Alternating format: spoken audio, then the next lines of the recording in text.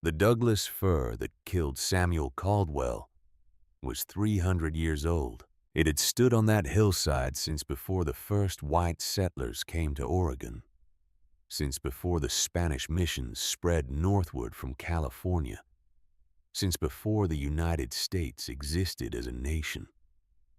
3 centuries of growth, of reaching toward the sun, of weathering storms that would have broken lesser trees. And on a Tuesday morning in April of 1885, a crosscut saw in the hands of 2 tired men found the weakness in its heart, and the great tree began to fall. Samuel heard the crack before he felt the wind of its descent. He had been a logger for 40 years, since he was 15 years old and strong enough to swing an axe. He knew the sound of a tree beginning its journey to earth.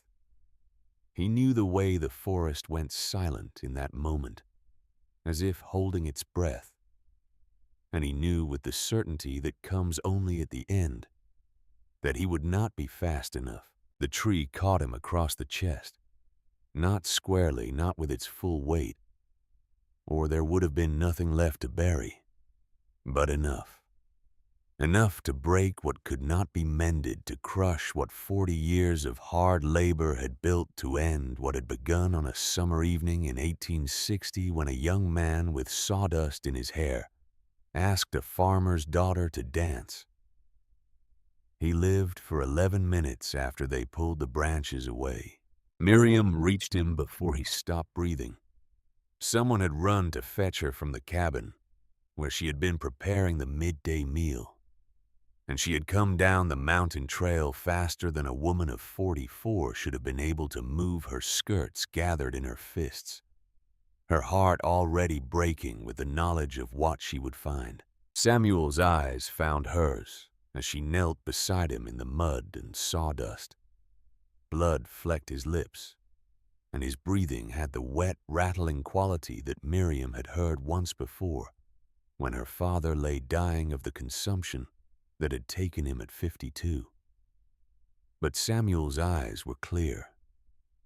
Whatever pain he felt, he had set it aside for these final moments, the way he had always set aside his own needs when there was something more important to attend to. He could not speak above a whisper. Miriam bent close, her ear nearly touching his lips, her hand gripping his with a strength that surprised them both. "I love you," he said. Those 3 words, spoken 1,000 times across 25 years of marriage, now carried the weight of everything they had been to each other. Every morning she had risen before dawn to make his coffee. Every evening he had returned from the forest to find her waiting on the porch. Every hardship they had weathered together, every joy they had shared, every ordinary moment that had seemed so small at the time, and now revealed itself as the very substance of a life well lived. Miriam could not speak. She pressed her forehead to his, feeling the last warmth of his skin, the slowing rhythm of his heart. "Forgive the tree," he whispered. His final words, a request that seemed absurd until she understood what he meant. Do not carry hatred. Do not let bitterness take root in the soil of your grief. The tree did what trees do. It fell. And I was standing where I should not have been standing. She held him until his chest stopped moving. She held him while the other loggers stood in awkward silence, their hats in their hands, their eyes fixed on the ground.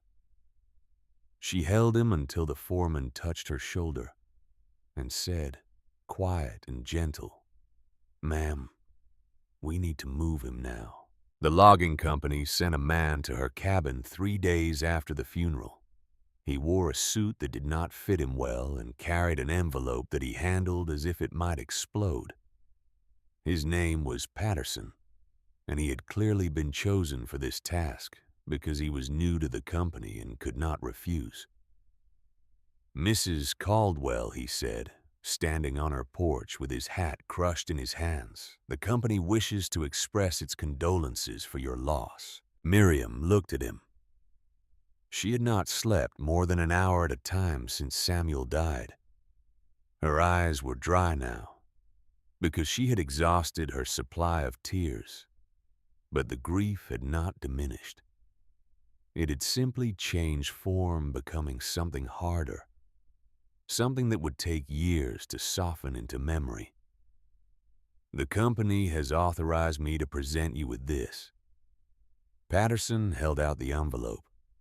"A conscience payment, ma'am. $200. The words hung in the air between them. Conscience payment. As if $200 could purchase absolution. As if money could fill the space where Samuel had been. She took the envelope without counting the bills inside. She would count them later alone, and she would find exactly $200 in notes of various denominations, slightly worn, as if they had passed through many hands before reaching hers. She would wonder briefly if other widows had held these same bills, if this money made a regular circuit from the company safe to the pockets of grieving women and back again. "Thank you," she said, because there was nothing else to say. Patterson's face showed relief, then something that might have been shame. "Ma'am, if there's anything else the company can do." "There is not," Miriam said, and she closed the door. She gave herself 1 week to grieve. It was not enough time. A century would not have been enough time. But Miriam Caldwell had been raised by people who understood that grief, like any other season, had to be endured rather than indulged. Her mother, Ruth, had buried 3 children before they reached their 5th birthdays, and had continued to put food on the table and clothes on the backs of those who survived. Her grandmother had walked from Tennessee to Oregon with a husband who died of fever 3 weeks before they reached the Willamette Valley, and she had finished the journey alone, pregnant with Ruth, carrying everything she owned on her back. Miriam came from women who did not stop when the world told them to. On the 8th day after Samuel's death, she rose before dawn and began to plan. The cabin they had shared for 15 years was a rented structure on company land. With Samuel gone, her right to occupy it would expire at the end of the month. She had no children to take her and no family remaining in the valley. Her parents were dead. Her one sister had married a man from California and disappeared into the southern reaches of that state, sending letters once a year at Christmas that grew shorter with each passing season until they stopped coming entirely. She had $200. She had the furniture and household goods that she and Samuel had accumulated across their years together. She had a sorrel mare named Maple Old, but strong, that Samuel had purchased for her birthday 5 years ago. And she had knowledge. The knowledge was worth more than all the rest combined. Miriam's mother had been a master of preservation. Ruth had grown up on a fruit farm in the Willamette Valley, surrounded by orchards that produced apples and pears and cherries in quantities that staggered the imagination. The challenge was never growing the fruit. The challenge was keeping it. In a world without refrigeration, without canning factories, without the modern conveniences that later generations would take for granted, the difference between prosperity and starvation often came down to a single question. Could you make summer last through winter? Ruth could. Her mother before her could. And they had taught Miriam. The art of drying fruit was simple in principle and demanding in practice. You took the bounty of the harvest season, when fruit fell from trees faster than it could be eaten, and you transformed it into something that would endure. You removed the water that made fruit soft and perishable, leaving behind the sugars and fibers and nutrients that the human body needed to survive.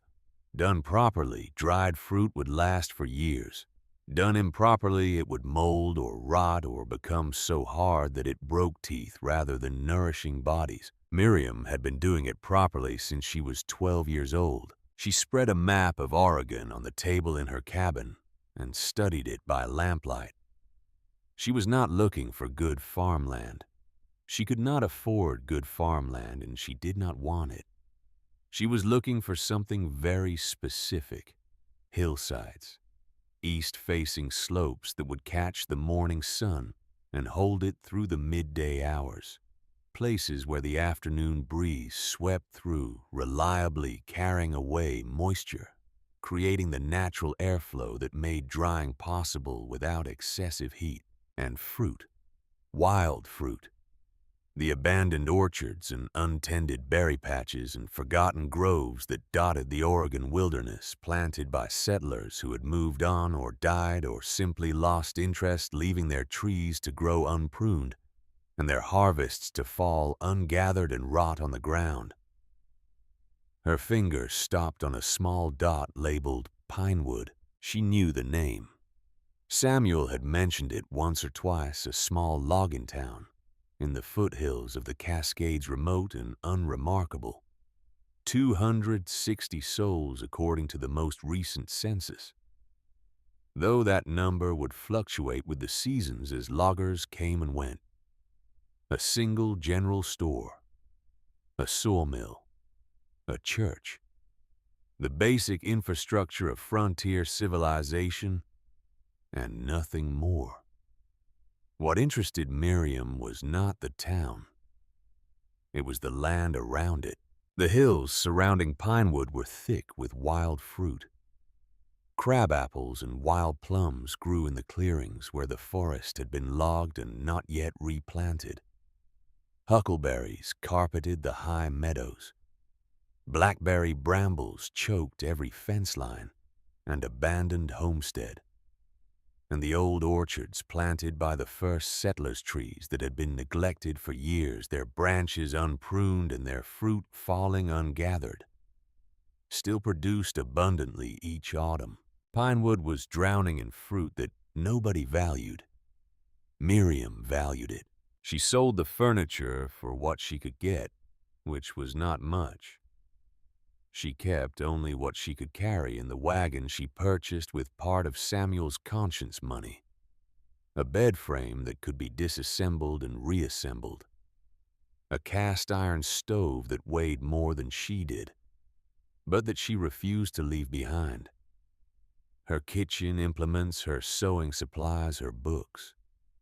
The quilt her grandmother had made, faded now but still warm.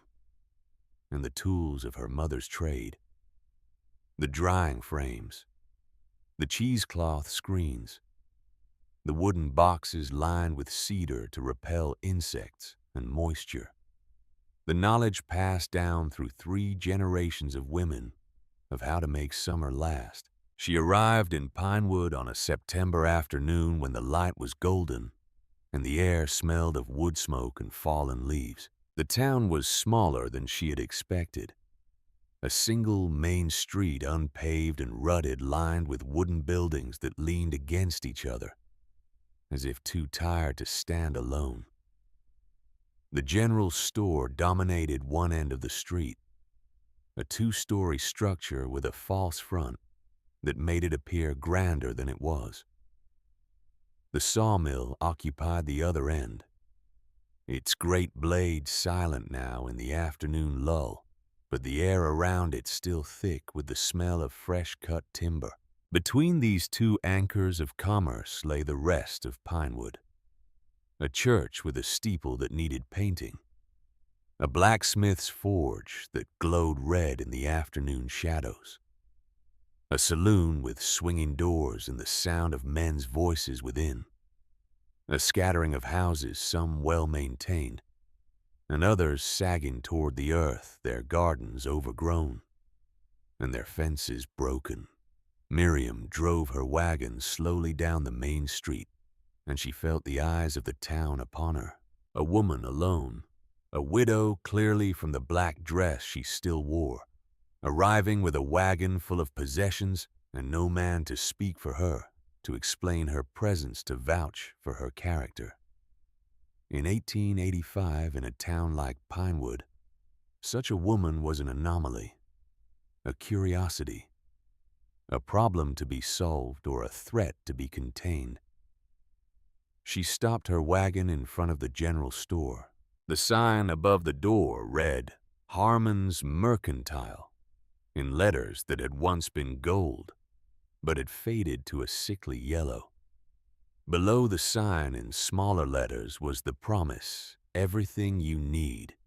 Miriam would learn soon enough how flexible the word everything could be, and how much profit could be extracted from a town's dependence on a single supplier. She climbed down from the wagon, her joints stiff from the long journey, and pushed open the door. The interior of Harmon's Mercantile smelled of coffee and tobacco, and the peculiar mustiness of goods that had traveled long distances in warehouses and rail cars before reaching their final destination. Shelves lined the walls from floor to ceiling, stocked with everything from flour and sugar to bolts of fabric, to patent medicines promising cures for ailments both real and imagined. A glass case near the counter displayed knives and watches and other small valuables. And behind the counter, watching her with small, shrewd eyes, stood Fletcher Harmon. He was a stout man, thick through the chest and shoulders, with a red beard that he kept trimmed close to his jaw, and hands that were surprisingly delicate for a man of his build. He wore a white apron over his shirt and vest, and he held a pencil behind his ear in the manner of a man who spent more time calculating than laboring. "Help you?" he asked. His voice was neutral, neither welcoming nor hostile, the voice of a businessman assessing a potential customer. "I am looking for land," Miriam said. "A small parcel, 5 acres or so. Hillside property, preferably east-facing." Harmon's eyebrows rose slightly. "You're looking to homestead, I'm looking to buy. I have cash." The mention of cash changed something in Harmon's expression. His eyes became more focused, more calculating. "Land's not hard to come by around here," he said. "Depends on what you want it for. I want a dry fruit." The silence that followed was not hostile, but it was heavy with confusion. Harmon stared at her as if she had spoken in a foreign language. "Dry fruit," he repeated. "Yes, there is wild fruit in these hills that goes unharvested each year. I intend to collect it and preserve it." Harmon set down the pencil he had been holding and leaned forward on the counter. "Ma'am, I don't know where you've come from or what you've been told, but there's no market for dried fruit around here. When folks want dried fruit, they buy it from me. Proper dried fruit shipped from Portland, packaged and labeled by companies that know what they're doing. I do not intend to sell it here," Miriam said. "Not at first. I intend to store it." Another silence. Then Harmon laughed, a short, sharp sound that contained no warmth. "Store it? You want to buy land and build some kind of fruit storage operation? I want to buy land and build a drying shed. The storage will be secondary." Harmon shook his head slowly, the way a man shakes his head at a child who has said something foolish. "Ma'am, I don't know your situation, and frankly, it's none of my business. But I'll give you some free advice. Whatever money you have, you'd be better served spending it on a ticket back to wherever you came from. This is logging country. There's no future in fruit." Miriam looked at him for a long moment. Then she said, "I would like to know who in this town sells land." Harmon's expression hardened slightly. the warmth of his condescension cooling into something more professional. "You'll want to speak to Jasper Thornton. He owns the mill and half the property in the valley. If there's land to be had, he's the one to see." "Thank you," Miriam said, and she turned and walked out of the store without purchasing anything. Jasper Thornton was a tall man who had gone soft in the middle but still carried himself with the authority of someone accustomed to being obeyed. His office was attached to the sawmill, a small wooden structure that vibrated slightly when the great blade was running. The walls were covered with maps of the surrounding forest, each one marked with colored pins, indicating stands of timber to be cut, roads to be built, streams to be dammed or diverted. It was the office of a man who saw the natural world as a resource to be extracted, measured, and converted into profit. He listened to Miriam's request with the patient condescension of a man entertaining a fool. 5 acres on the east hillside, he repeated when she had finished. "That's rough country, Mrs. Caldwell. Steep, rocky, no good for farming or grazing. Even the timber's not worth harvesting up there, too hard to get the logs down." "I am aware of that," Miriam said. "That is why I expect the price to be reasonable." Thornton leaned back in his chair and studied her. He was not a cruel man, not precisely, but he had spent his life in a world where weakness was exploited and sentiment was a luxury that working people could not afford. A widow wanting to buy useless land to dry fruit made no sense to him, and things that made no sense made him suspicious. "What's your real game here?" he asked. "I have no game. I want to buy land, build a drying shed, and preserve the wild fruit that grows in these hills. You're talking about a lot of work for very little return. I am talking about my business, not yours."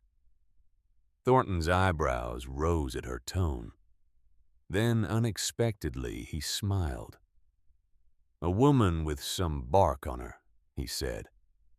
"I like that. Most widows who come through here are looking for someone to take care of them. You're looking to take care of yourself." "I am." He named a price. $30 for 5 acres on the east hillside above town. It was more than the land was worth, but less than Miriam had expected to pay. She agreed without haggling, and Thornton's smile widened, showing teeth that were stained with tobacco. "You'll regret this purchase inside of a year," he said as he prepared the deed. "That hillside's only good for one thing, and that's watching the town below and feeling sorry for yourself." "We shall see," Miriam said. She paid him in cash, and he counted the bills twice before locking them in his safe. When she left his office, the deed folded carefully in her pocket. She could hear him laughing to someone inside. Something about a crazy widow and a hillside full of rocks. She built the drying shed first. It took her 3 weeks working alone except for the few occasions when she hired labor from the town. The men she hired were skeptical and sometimes mocking, but they took her money and did the work she asked, and that was all she required of them. The shed was a long, narrow structure, 24 feet by 10 oriented, so that its length ran east to west. The walls were made of wooden slats, spaced an inch apart, allowing air to flow freely through the interior, while keeping out rain and large animals. The roof was cedar shakes steeply pitched to shed water and snow. A small door at each end created a channel for airflow when both were opened, and a larger door on the south side allowed easy access for loading and unloading. Inside, she installed wooden racks at 3 levels, waist height, shoulder height, and overhead. Each level was fitted with frames of cheesecloth, stretched taut over pine borders. Frames that could be slid in and out like drawers. The cheesecloth allowed air to circulate around the fruit from all sides, speeding the drying process and preventing mold. At the west end of the shed, she built a small stone hearth, not for cooking but for supplemental heat on the wet autumn days when the sun alone could not finish the work. The key to successful drying, her mother had taught her, was gentle heat and steady airflow. Too much heat cooked the fruit rather than drying it, destroying the very nutrients that made preserved fruit worth eating. The cabin came second. It was modest by any standard. A single room 16 feet square with a sleeping loft above, and a field stone hearth that served for both cooking and heating. A covered porch on the east side where she could sit in the mornings and watch the sun rise over the mountains. A lean-to stable on the north side for maple, snug and dry, with room for hay storage and a small paddock. The total cost of land, shed, cabin, and stable came to $74. She had $126 remaining. She began harvesting that first autumn. The wild plums were ready first, their purple skins dusty with bloom, their flesh sweet and yielding.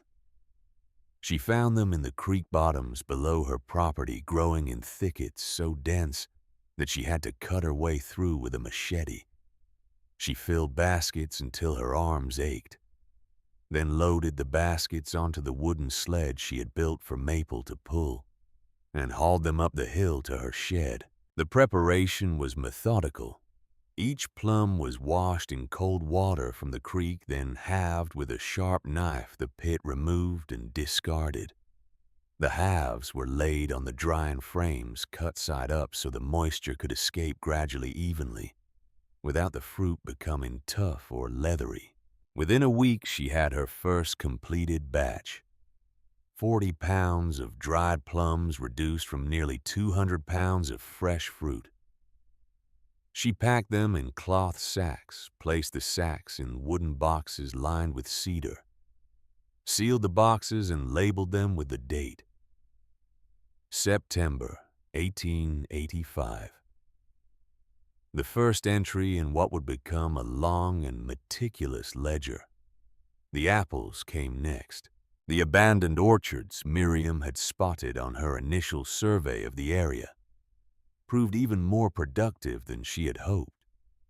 The trees had not been pruned in years and their branches grew wild and tangled, but they still produced fruit in abundance.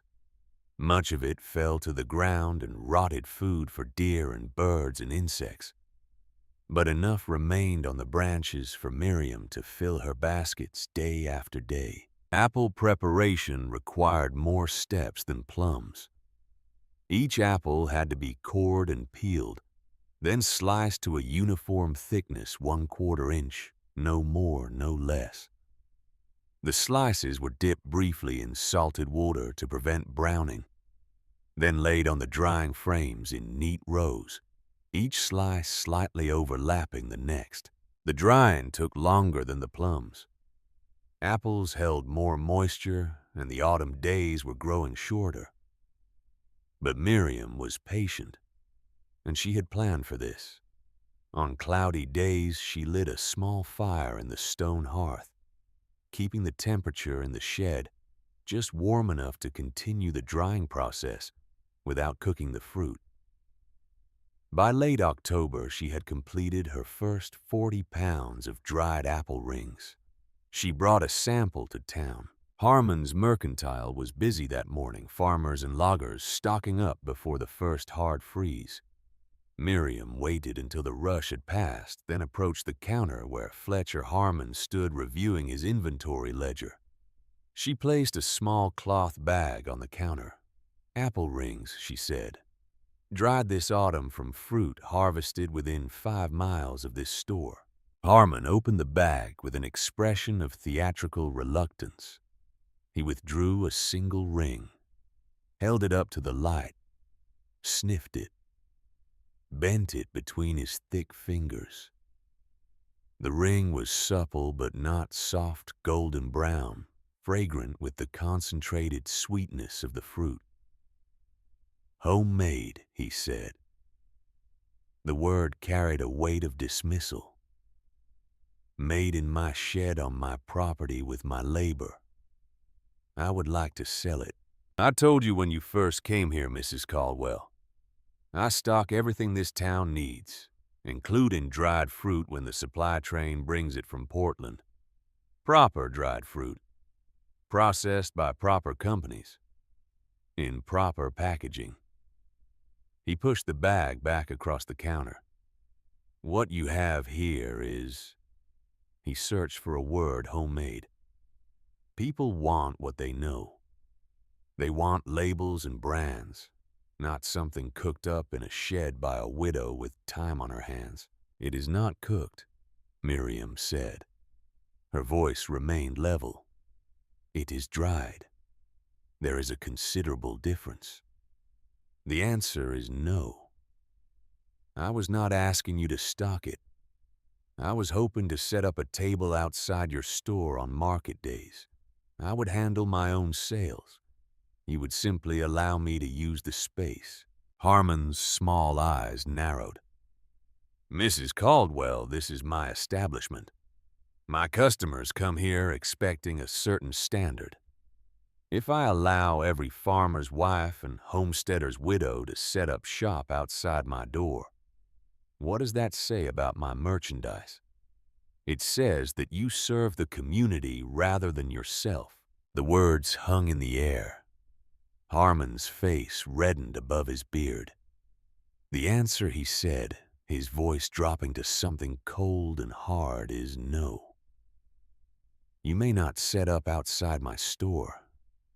It would give the wrong impression." Miriam took back her bag of apple rings. What impression would that be? The impression that Harmon's mercantile needs help from a woman drying fruit in a shack on a hillside. Harmon turned back to his ledger. "Good day, Mrs. Caldwell." The wrong impression spread quickly. Within a week, everyone in Pinewood knew about the widow on the hill and her peculiar enterprise. The story passed from Fletcher Harmon to his customers, from his customers to their families. From the families to the logging crews and the mill workers and the farmers who came to town for supplies. With each retelling, the story grew more colorful. The widow had lost her mind from grief, some said. The death of her husband had unbalanced her, driven her to this strange obsession with fruit. Others suggested that she was not a widow at all, but a woman fleeing some scandal in the valley below. Why else would she come alone to a logging town where she knew no one buy worthless land and set up an operation that made no economic sense? Jasper Thornton heard the gossip and added his own embellishments at the saloon where he held court most evenings, among the mill workers and timber bosses. 5 acres of rocks and scrub, he announced loud enough for the whole room to hear. Paid $30 for it like it was prime bottom land. And now she's up there drying fruit. Hundreds of pounds of the stuff, if you can believe it. He shook his head in wonderment. The woman has clearly been affected by her loss. Drying fruit by the hundreds of pounds. It borders on mania. His wife Cordelia spread the story through different channels. Cordelia Thornton was the informal leader of Pinewood's respectable women. She organized the church socials, led the women's auxiliary, and determined through the subtle mechanisms of invitation and exclusion who belonged to polite society and who did not. A widow living alone on a hillside, engaged in manual labor that left her hands rough and her clothes stained with fruit juice, clearly did not belong. She called a meeting of the women's auxiliary to discuss the matter. "I am not saying we should be unkind," Cordelia told the assembled women, "but we have a responsibility to maintain standards. This Mrs. Caldwell has set up some sort of drying operation in a shed on the hillside. An open-air shed, mind you, where birds and insects have free access. The health implications alone should concern us all." The women nodded and murmured their agreement. "And then there is the matter of her manner," Cordelia continued. "I am told that she spoke quite sharply to Fletcher Harmon when he declined to support her little venture. A woman in her position, a widow dependent on the goodwill of this community, should show more humility, more nodding, more murmuring. I propose," Cordelia said, "that we extend no formal welcome to Mrs. Caldwell until she demonstrates that her activities and her character are in keeping with the standards of this community. We will not be rude. We will simply wait and see." The proposal passed unanimously. By the end of October, Miriam's shed had acquired a name: the Widow's Madhouse. She first heard it from one of the Hill families who lived higher up the valley, a clan of subsistence farmers who had little contact with the town below, and even less interest in its opinions. The youngest daughter of this family, a girl of about 12 named Sarah, had taken to visiting Miriam's cabin on her way down to the valley to gather nuts. "They call it the Widow's Madhouse," Sarah told her one afternoon, watching with fascination as Miriam sliced apples with the quick, precise movements of long practice. "I heard my pa say it. He said the whole town thinks you're crazy." Miriam did not stop slicing. "And what do you think?" Sarah considered the question seriously, the way children do when they realize they are being treated as equals. "I think your apple rings taste better than anything Mr. Harmon sells. And I think if storing food for winter is crazy, then my ma is crazy too. And she's the smartest person I know." Miriam smiled, the first genuine smile she had allowed herself since Samuel's death. "Your mother sounds like a sensible woman. I should like to meet her." The meeting led to an arrangement. Miriam would trade finished dried fruit for access to the wild huckleberry patches that grew on the family's land, too high and too remote for her to reach efficiently on her own. The family in turn gained a source of preserved food that supplemented their own stores. It was the first of several such arrangements that Miriam would make in the years to come. The mockery continued through that first winter, and into the following spring. Miriam heard it all. The jokes at the saloon reported to her by the few townspeople willing to speak with her. The sermons at the church which she did not attend, but which she learned about through the Hill families. Sermons about the dangers of pride and isolation and the importance of community. The whispered comments when she came to town to purchase supplies. Comments that stopped just as she came within earshot and resumed as soon as she passed. She did not respond. She did not defend herself. She did not explain her methods or her reasoning or her plans. She simply continued to work.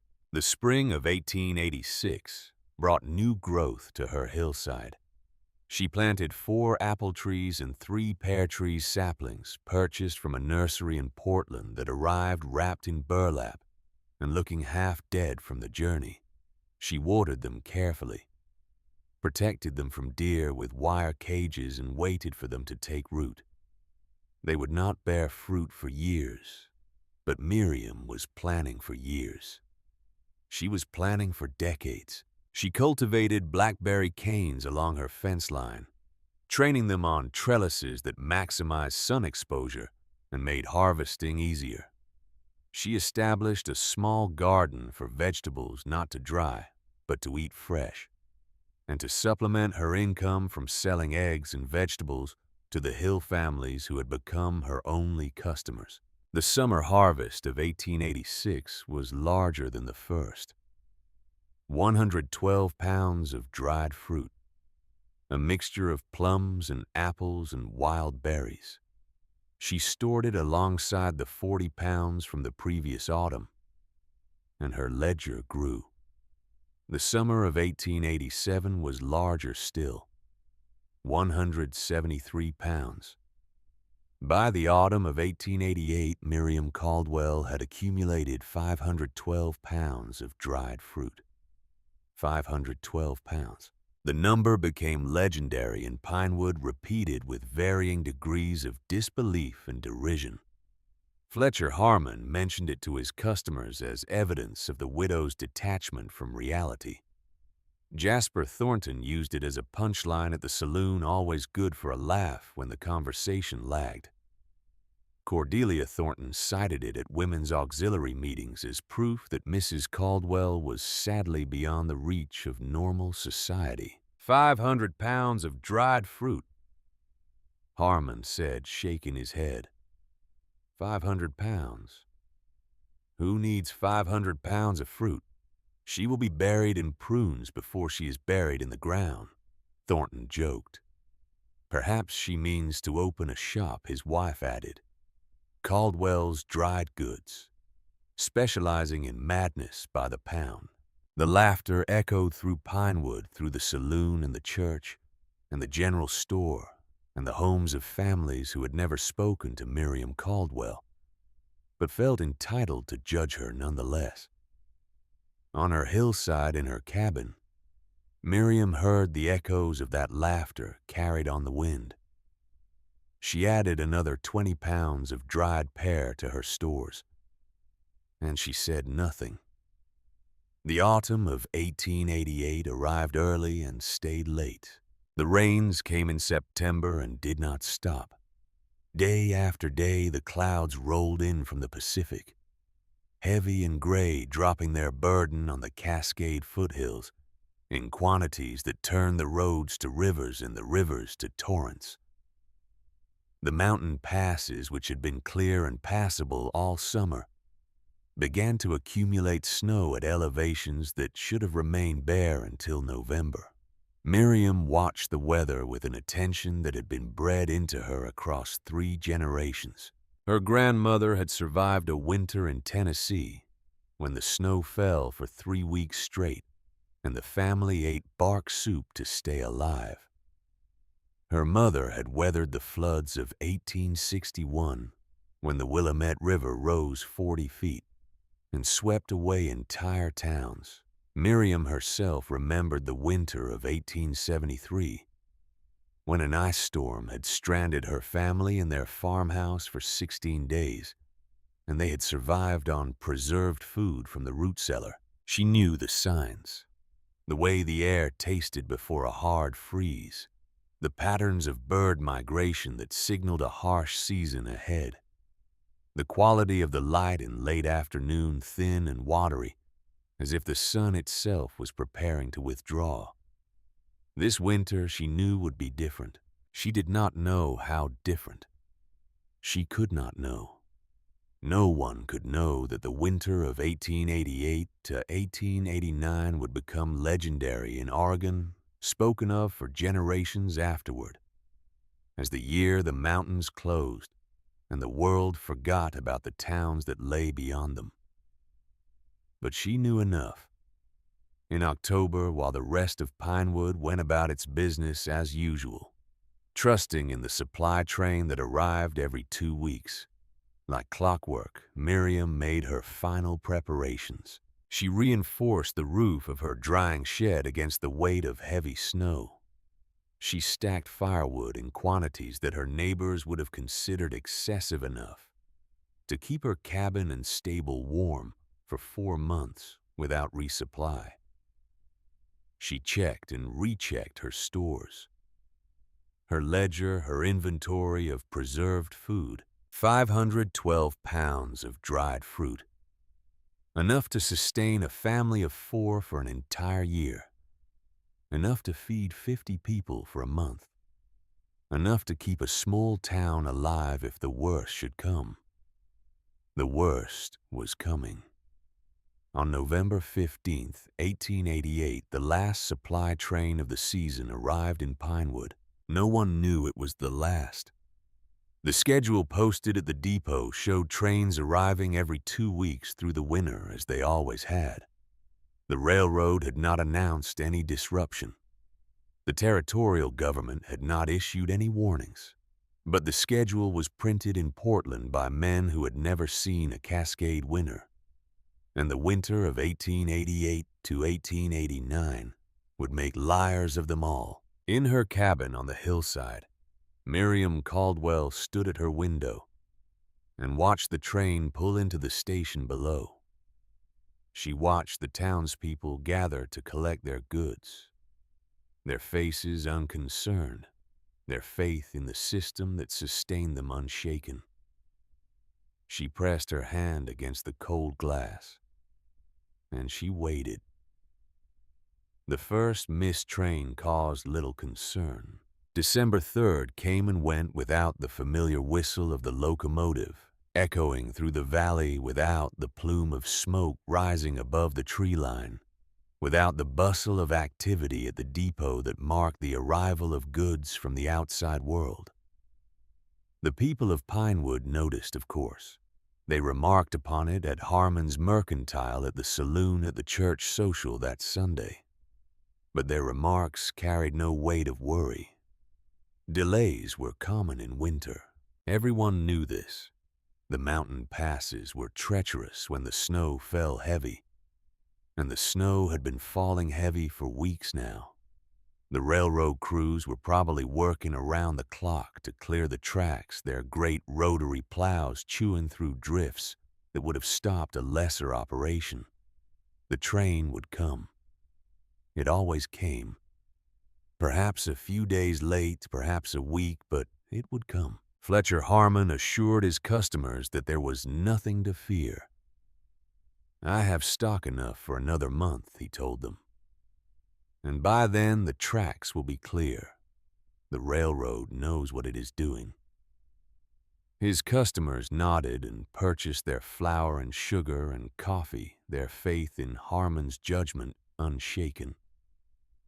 He was, after all, the man who knew everything about the flow of goods into and out of Pinewood. If he said there was nothing to worry about, there was nothing to worry about. On her hillside, Miriam Caldwell heard about the missed train from Sarah, the girl from the Hill family who still visited regularly. "My pa says it is nothing," Sarah reported. "He says the trains are always late in winter." "What do you think?" Miriam asked. Sarah considered the question with the seriousness she always brought to such conversations. "I think my pa has never seen snow like this. None of us have." Miriam looked out the window of her cabin at the white landscape beyond. The snow had been falling for 3 days straight. Not the gentle flurries of a normal December, but thick, heavy sheets of white that accumulated faster than the wind could blow it away. The drifts against her fence line were already 4 feet deep, and the sky showed no sign of clearing. "I think you are right," she said. The second missed train produced unease. December 17th. The date had been circled on calendars throughout Pinewood, the date when the next shipment of goods was scheduled to arrive. Families had placed orders. Merchants had promised deliveries. The holiday season was approaching, and with it the need for special provisions. Sugar for cookies, flour for bread, coffee and tea for the gatherings that marked the darkest days of the year. December 17th came. The train did not. December 18th. No train. December 19th. No train. By December 20th, the unease had begun to sharpen into something harder. Fletcher Harmon found himself answering the same questions over and over, his patience wearing thin, his assurances growing less convincing with each repetition. "When will the train come? I do not know. Do you have enough stock?" "For now." "Yes, for now." What if it does not come before Christmas?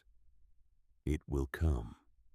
The railroad will not abandon us. But his eyes, those small, shrewd eyes that had calculated profit and loss for so many years, had begun to show something new, something that looked in certain light like fear. The snow continued to fall. On Christmas Eve, the people of Pinewood gathered in the church for the annual service. The pews were packed, every family in town represented their faces, illuminated by candlelight and shadowed by worry. The Reverend Morrison delivered a sermon about faith in times of trial, about the importance of trusting in providence, about the example of the Holy Family who had found shelter in a stable when all doors were closed to them. His words were meant to comfort. They did not. After the service, families returned to homes that felt smaller than they had the year before. The Christmas dinners they had planned, the feasts of roasted meat and fresh bread and sweet desserts, had been scaled back. The supplies they had counted on had not arrived. The abundance they had taken for granted had revealed itself to be fragile, dependent on forces beyond their control.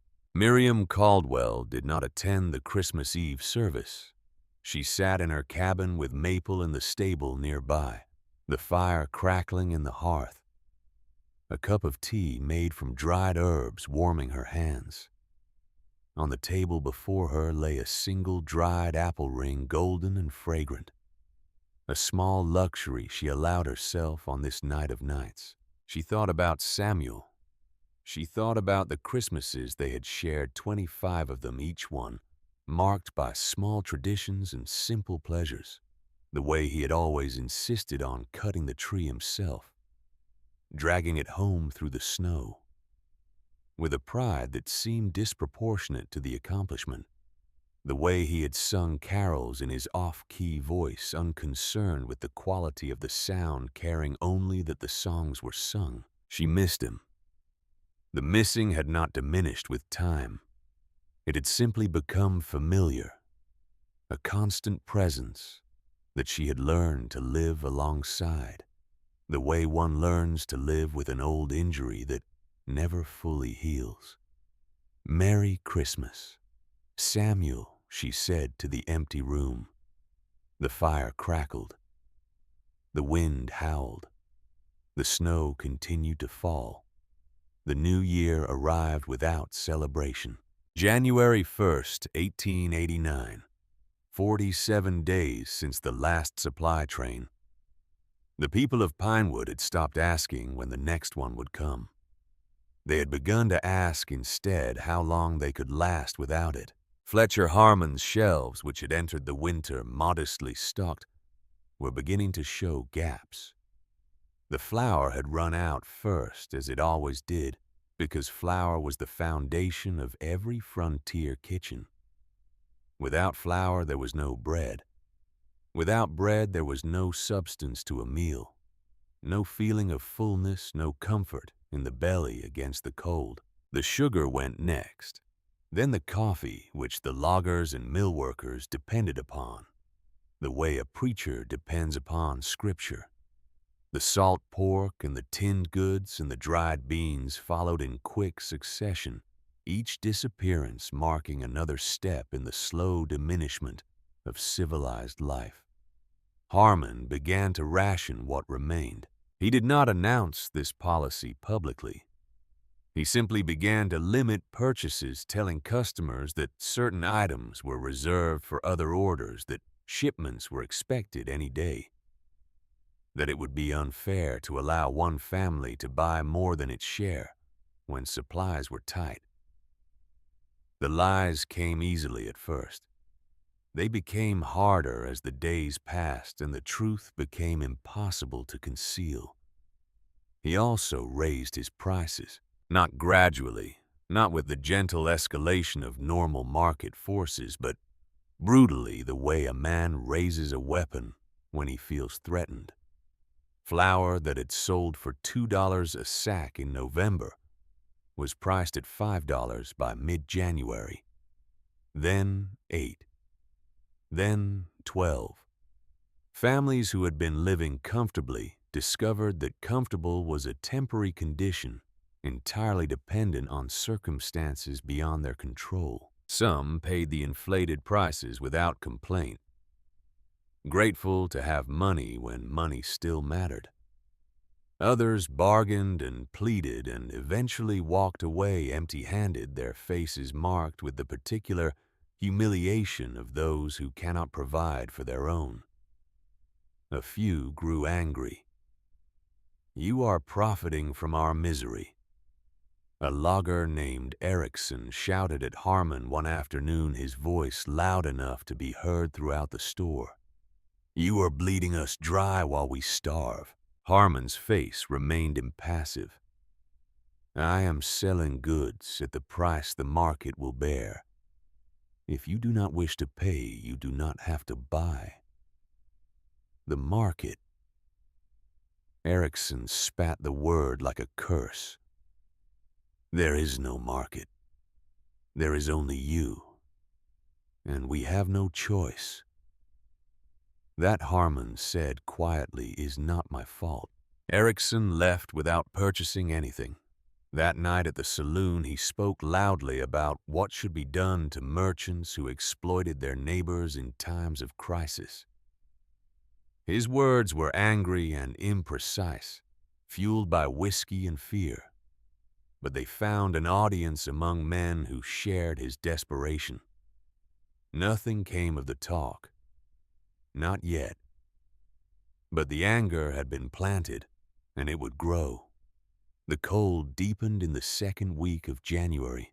Temperatures that had hovered near freezing dropped to 0, then below 0, then to depths that made the mercury in thermometers retreat into their bulbs and refuse to register. The wind came down from the mountains carrying ice crystals that stung exposed skin and froze moisture in nostrils and lungs. Breathing became painful. Movement became dangerous. The world outside the walls of homes and cabins became hostile in a way that seemed almost personal. The snow continued to fall, not constantly but regularly, adding layer upon layer to the drifts that had already buried fences and outbuildings and the lower branches of trees. The main street of Pinewood, which had been passable in December, became a trench carved through walls of white. The paths between buildings became tunnels. The world shrank to the distance a person could walk without risking frostbite. In such conditions, information traveled slowly. It took 3 days for the news from Cascade Pass to reach Pinewood, passed from mouth to mouth along the chain of isolated homesteads that connected the town to the wider world. The news was not good. The pass was closed. Not just difficult, not just treacherous, but closed. The snow had accumulated to depths of 30 feet in the narrowest sections, burying the railroad tracks so completely that no trace of them remained visible. The locomotives that were supposed to clear the way sat frozen on sidings 100 miles to the west, their boilers cold, their crews unable to reach them, through drifts that would have swallowed a man standing upright. The territorial governor had promised an emergency relief train. The promise had been made in a warm office in Salem by a man who had looked at maps and issued orders without understanding what those orders would require. The relief train had set out on January 8th. It had traveled 40 miles before the snow stopped it.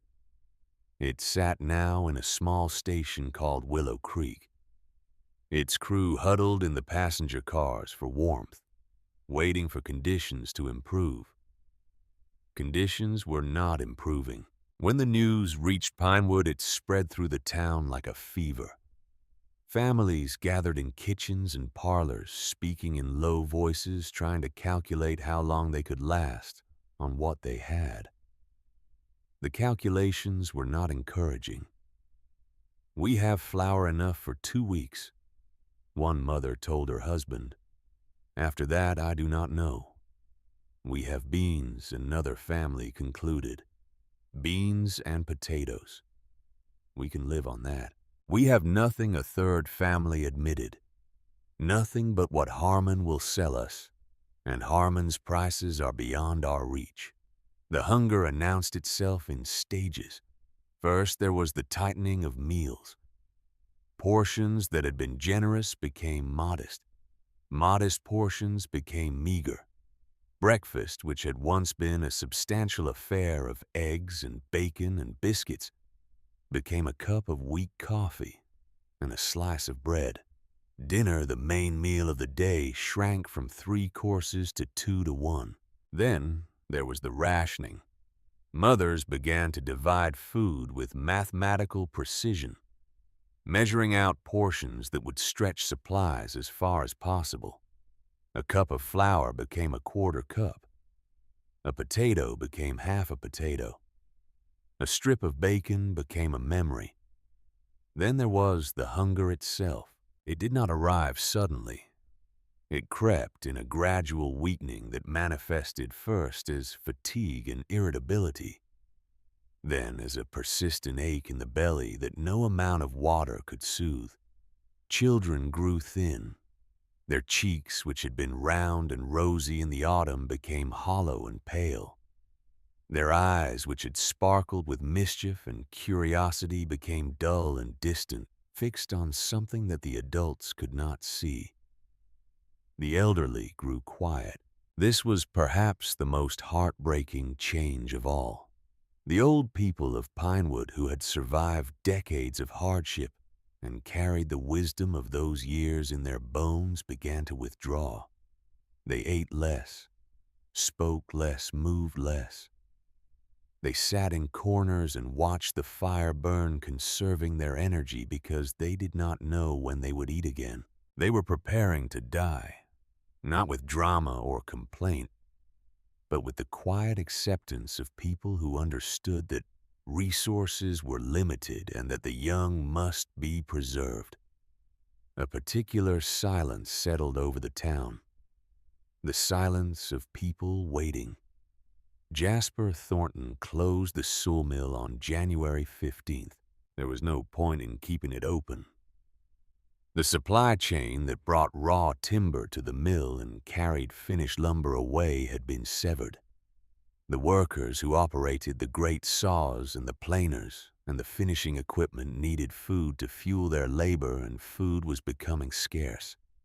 The market for lumber, which depended on construction projects in Portland and beyond, had frozen along with the mountain passes. "I am sorry," Thornton told his workers gathered in the mill yard on a morning so cold that their breath hung in the air like smoke.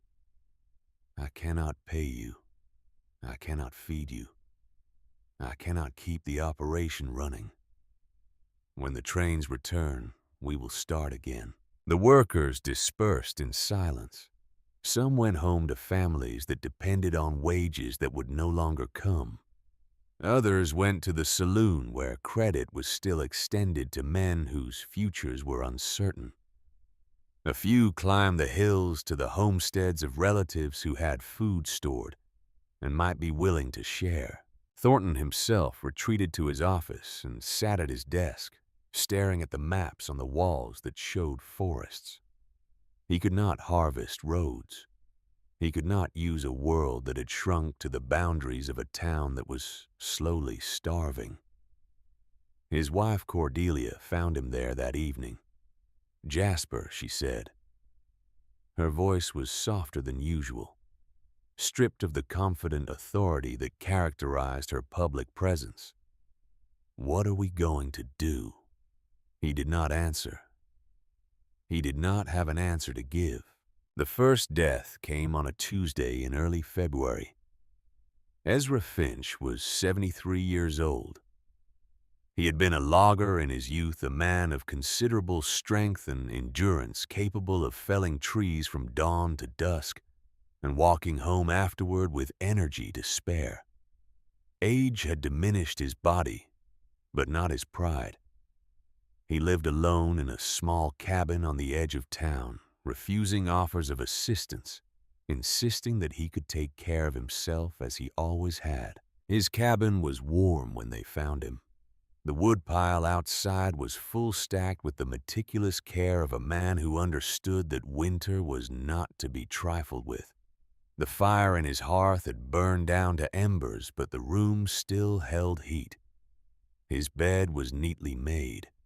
His few possessions were arranged with military precision on the shelves and surfaces of his modest home. His larder was empty. The shelves where food should have been held, nothing but dust, and the faint smell of provisions long since consumed.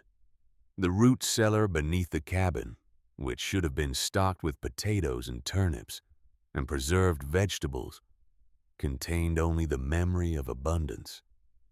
Ezra Finch had run out of food, and he had been too proud to ask for help, and he had died in his chair by the fire, looking out the window at the snow that continued to fall. The news of his death spread through Pinewood with the peculiar velocity that bad news always achieves. "Old Ezra is gone," the people whispered. "Starved to death with a full woodpile, warm but hungry." What kind of death is that? A few suggested that his fate was his own fault. He should have asked for help. He should have swallowed his pride. He should have been more careful with his supplies in the autumn when planning still mattered. But most recognized the truth. Ezra Finch had died because the system that was supposed to sustain him had failed. The trains that should have brought food did not come. The store that should have sold provisions had priced them beyond his reach. The community that should have noticed his need had been too consumed with its own survival to pay attention. Ezra Finch had died because Pinewood had forgotten him. He would not be the last. The second death came 6 days later. The Whitfield family lived in a house near the sawmill. Jacob Whitfield had been one of Thornton's workers, a reliable man who showed up on time and did his job without complaint. His wife, Margaret, had given birth to their fourth child, a daughter, in early November, just before the trains stopped running. The baby had been sickly from the start. Born small, she had struggled to gain weight even when food was plentiful. As the winter deepened and the family's supplies dwindled, Margaret had faced an impossible choice. Feed the baby who needed milk that Margaret's own malnourished body could barely produce, or feed the 3 older children who cried with hunger and looked at their mother with eyes that broke her heart. She had tried to do both. She had given everything she had to her children, eating nothing herself, growing weaker by the day while her milk grew thinner and her baby grew more fragile. On a Tuesday night in February, the baby stopped breathing. Margaret had been holding her, singing softly a lullaby about a land where the fruit trees never stopped bearing. The melody had been passed down from her own mother, a song from the old country that spoke of abundance and warmth and plenty.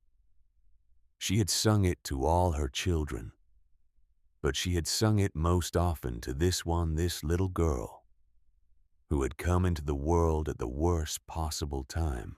The baby had listened to the song with her eyes half closed, her tiny hand wrapped around her mother's finger. And then, without warning, without sound, she had simply stopped. Margaret held her through the night. When Jacob woke in the morning and saw his wife in the rocking chair, the still form of their daughter in her arms, he knew before he asked. He knelt beside them and wept, and Margaret wept with him, and their 3 other children watched from the doorway with expressions too old for their young faces. They buried the baby in the cemetery behind the church in a grave they had to dig through 4 feet of frozen ground. The Reverend Morrison said the words that were meant to comfort the promises of heaven and reunion and eternal peace. His voice trembled as he spoke. He had buried many people in his years of ministry, but he had never buried a child who had died of hunger. He had never stood over a grave and wondered if his own congregation bore responsibility for what lay within it. The mourners dispersed in silence. There was nothing to say. There was only the cold and the snow and the terrible knowledge that the baby in the ground might not be the last. In her cabin on the hillside, Miriam Caldwell learned of the deaths from Sarah, who had made the difficult journey through the snow to bring the news. The girl stood in Miriam's kitchen, her face red from the cold, her eyes wet with tears she was trying not to shed. "Mr. Finch died," she said, "and the Whitfield baby. Ma says there will be more if the trains do not come soon." Miriam poured a cup of hot tea and pressed it into Sarah's hands. "Your mother is right," she said. "There will be more." Sarah looked at her with the directness that Miriam had come to appreciate. "You have food. You have 500 pounds of dried fruit. Everyone knows it." "Yes. Are you going to share it?" The question hung in the air between them. Miriam did not answer immediately. She turned to the window and looked out at the snow that lay thick upon the world, at the white landscape that seemed to have no end at the valley below where pinewood huddled against the cold and waited for salvation that was not coming. "Yes," she said, finally. "I am going to share it, but not yet." "Why not?" "Because they are not ready to receive it." Sarah frowned. "I do not understand." Miriam turned back to face her. "When I brought my apple rings to Harmon's store 3 years ago, he told me that people want what they know. Labels and brands. Proper goods from proper companies. He said my fruit was homemade and he made the word sound like an insult. But people are hungry now. They will not care about labels. No, they will not care about labels. But they still care about their pride." Miriam sat down across from Sarah and took the girl's cold hands in her own. "If I go down there now with my sledge full of dried fruit, some will accept it gratefully, but others will refuse. They will say they do not need charity from the widow in the madhouse. They will choose hunger over humiliation." Sarah considered this. "Then what are you waiting for?" "I am waiting," Miriam said, "for the hunger to become stronger than the pride." February crawled forward like a wounded animal. The days grew slightly longer, but no warmer. The snow continued to fall in irregular bursts, adding to the drifts that had already transformed Pinewood into a landscape of white walls and buried landmarks. The paths that connected houses and businesses had to be redug after every storm, and the effort of digging consumed calories that could not be replaced. The hunger that had been gnawing at the edges of the community began to bite deeper. Fletcher Harmon's shelves, which had shown gaps in January, were now almost entirely bare. The few items that remained, tins of sardines, jars of pickled vegetables, bags of rice that had sat unsold for months, were priced at levels that only the wealthiest families could afford. And even the wealthiest families were beginning to feel the pinch. Jasper Thornton, who had always considered himself above the common concerns of ordinary people, found himself staring at a pantry that held less food than his household needed.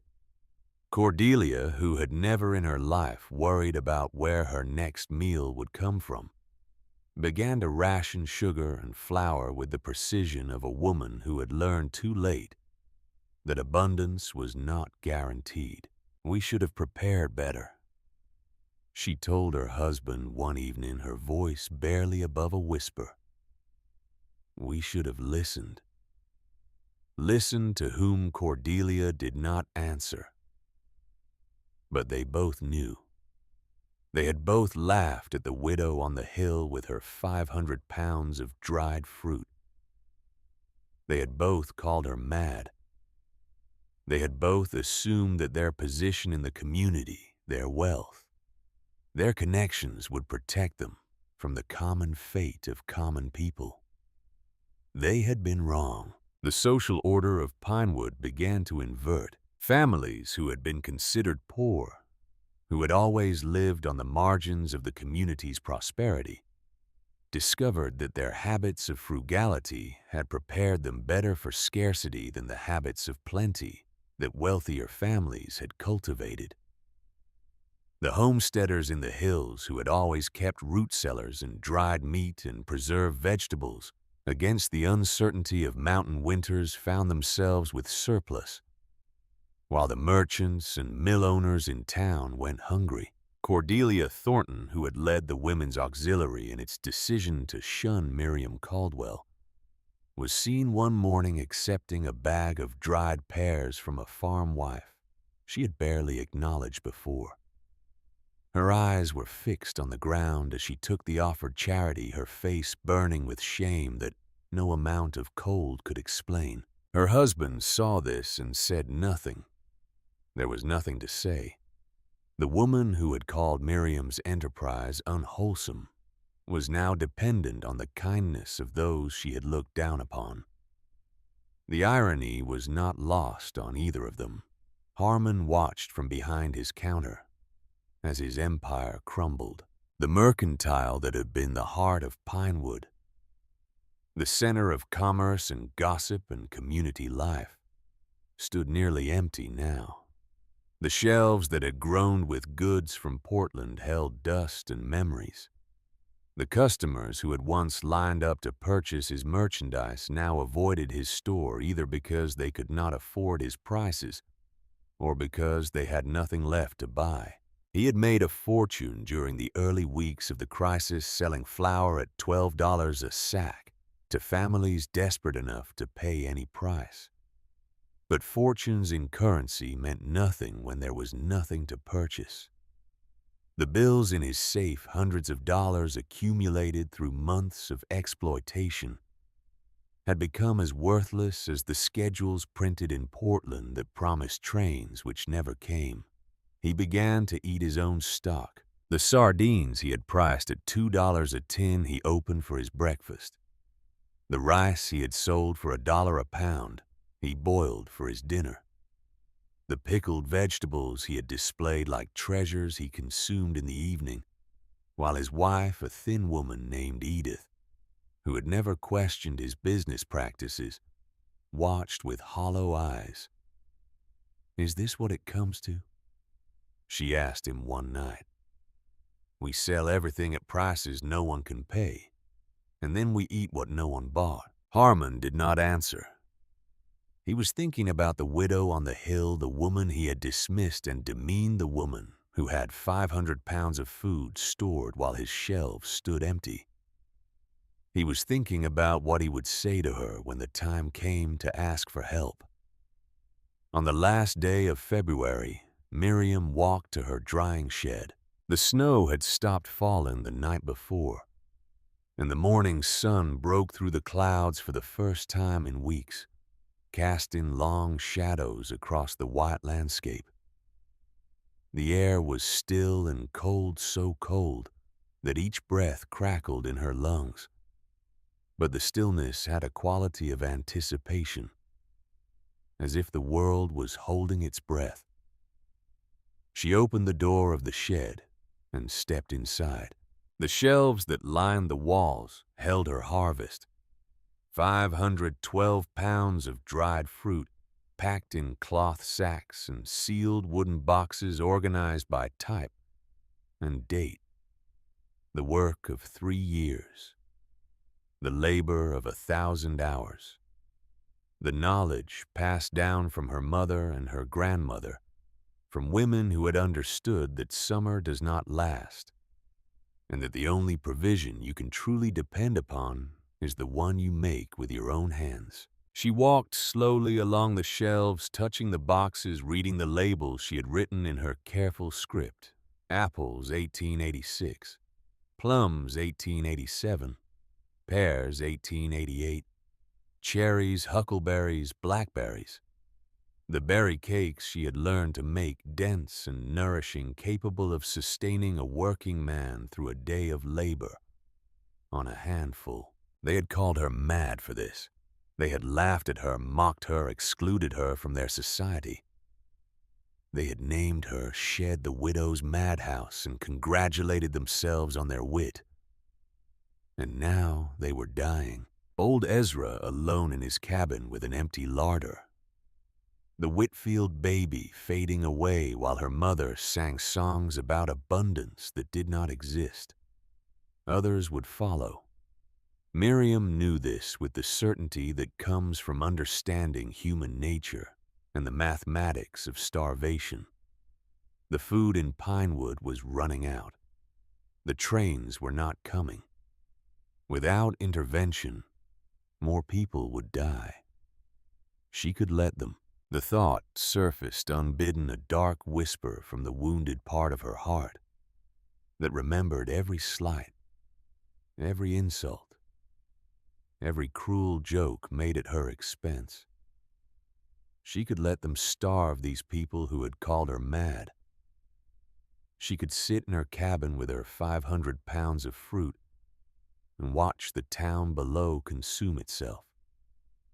She could have the revenge that some part of her, some small and bitter part, had imagined during the lonely nights of the past 3 years. She closed her eyes and thought of Samuel. She thought of his final words, whispered with the last of his strength. Forgive the tree. He had not been talking about the tree. He had been talking about the world, about the random cruelty of existence, about the choice that every wounded soul must make between bitterness and grace. She opened her eyes and looked at her harvest. Then she walked to the stable where Copper stood in her stall, the sorrel mare that had been her companion through 3 years of labor and loneliness. The horse looked up as she entered, ears pricked forward, intelligent eyes assessing her mood. "Well, old girl," Miriam said, pressing her forehead against the mare's warm neck. "I suppose they will be coming round soon." She allowed herself one moment of weariness, one moment to feel the weight of what she was about to do, the enormity of feeding a town that had treated her with contempt, the exhaustion that would come from weeks of labor in the cold and the snow.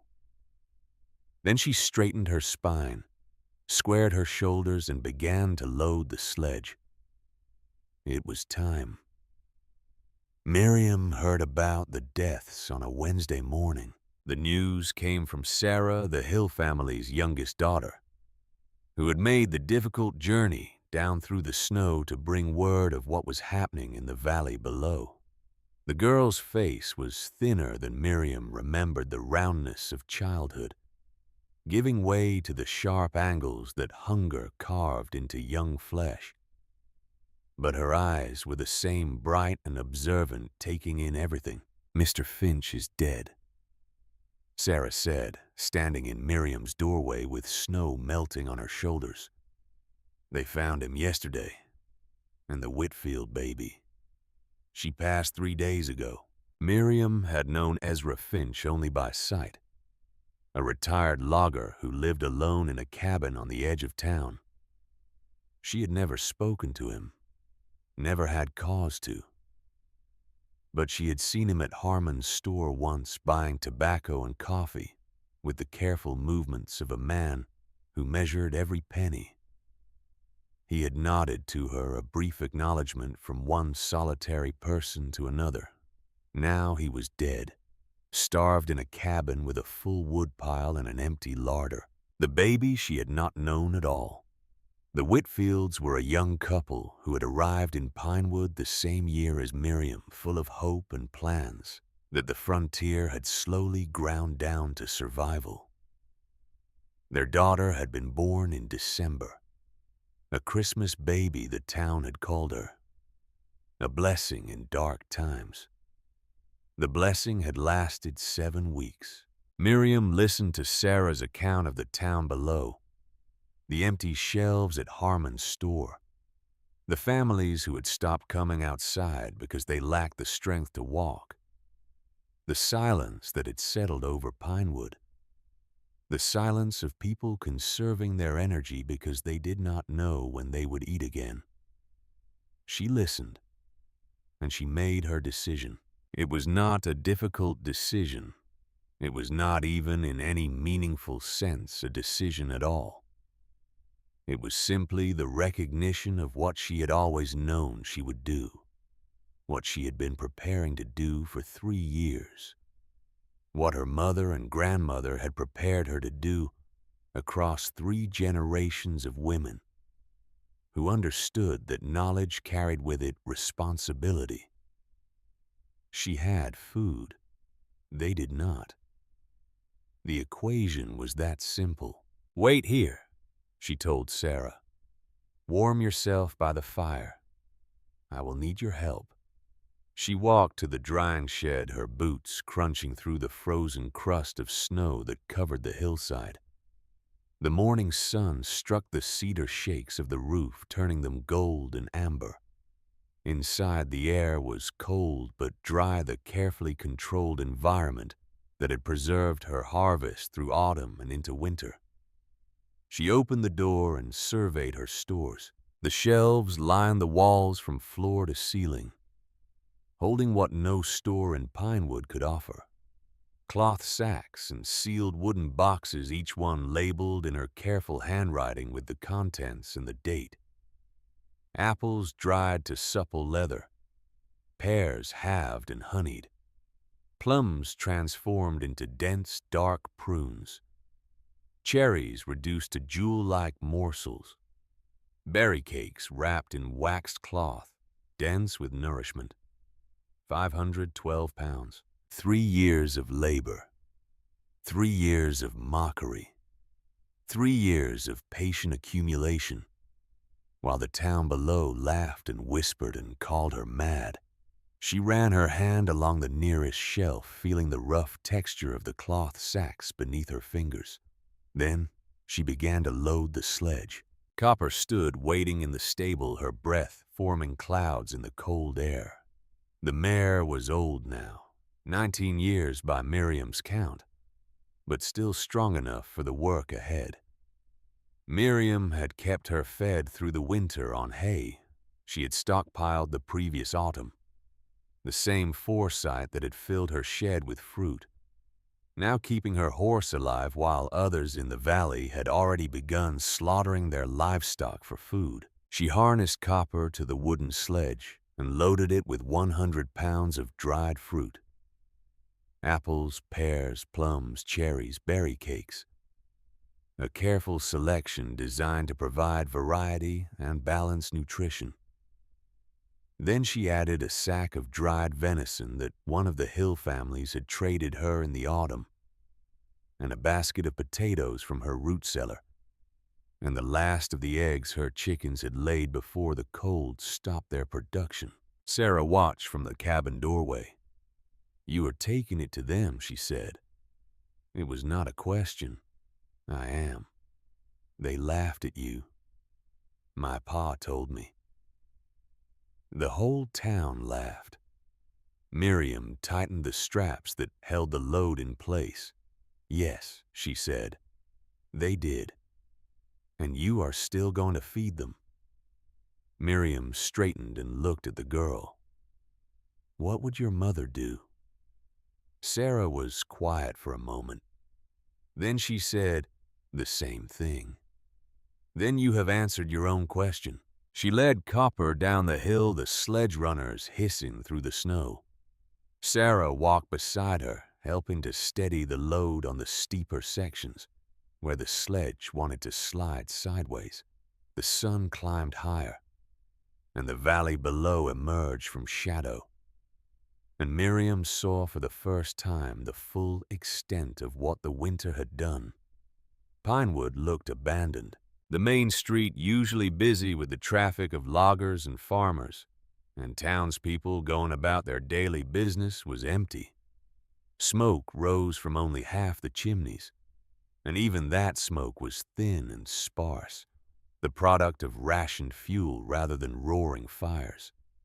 The sawmill stood silent, its great blade still, its yard empty of the logs that usually filled it. Even the saloon, which had been the social heart of the town, showed no signs of life. But it was the general store that told the true story. Harmon's Mercantile, which had once displayed its abundance in windows crowded with goods, now showed nothing but empty shelves. The windows themselves were dark, as if the building had been abandoned. The sign that read, "Everything you need," hung at a slight angle, one of its chains having rusted through and broken. Miriam stopped the sledge directly in front of the store. She had thought about this moment many times during the long winter nights. She had imagined how she would feel, standing in the spot where Fletcher Harmon had refused to let her sell her fruit 3 years ago. She had expected to feel vindication perhaps, or satisfaction, or the grim pleasure of being proven right. She felt none of those things. She felt only the weight of work to be done. She unhitched Copper and tied her to the hitching post. She unloaded the planks and sawhorses she had brought and assembled them into a makeshift table. She arranged her goods on the table, the dried fruit in neat rows, the potatoes in a basket, the venison in its cloth wrapping. And then she waited. The first to approach was a boy. He came around the corner of the general store, moving slowly, as if walking required more effort than he could spare. He was perhaps 10 years old, his face gaunt beneath a wool cap that was too large for his shrunken head. His clothes hung on his frame like garments borrowed from a larger person, and his eyes, when they found the table full of food, went wide with something that looked like fear. Miriam understood that fear. It was the fear of hope. The fear that this abundance might be an illusion, a cruel trick of a starving mind, and that reaching for it would shatter the dream and leave him with nothing but the reality of his hunger. She spoke gently. "Come here, child." The boy did not move. He stared at the dried fruit as if it might vanish if he looked away. "It is real," Miriam said, "and it is for you. Take as much as you need. There is no charge." The boy looked at her, then truly looked at her, and she saw the moment when he recognized her. The widow from the hill, the crazy woman with the drying shed, the subject of 1,000 jokes and whispered comments.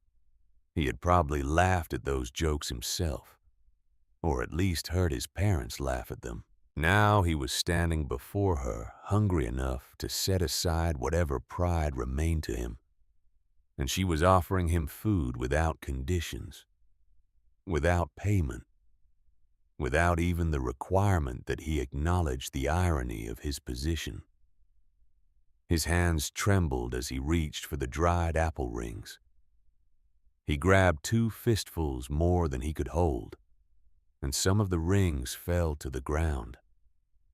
He looked at Miriam with panic in his eyes, as if he expected her to snatch the food away. "Take what fell as well," she said, "and there is more when that is gone." The boy stuffed the apple rings into his mouth, eating so fast that he barely chewed. Then he grabbed more, cramming them into his pockets, his shirt, anywhere they would fit. And then he ran. Miriam watched him go. She did not call after him. She did not remind him to share with his family, or to pace himself, or to be grateful. She simply let him go, carrying with him the first delivery of what would become a daily ritual. Within the hour, word had spread. They came in ones and twos at first, then in groups. Mothers with children balanced on their hips, the children too weak to walk. Fathers with the shame of hungry men written on their weathered faces, the shame of providers who could not provide. Elderly couples supporting each other, moving slowly through the cold toward a table piled with sweetness. Miriam distributed her stores with calm efficiency. She measured portions by family size, ensuring that each household received enough to last a week. She showed them how to reconstitute the dried fruit in warm water, how to simmer it into a thick compote that stretched further and satisfied longer than eating it dry.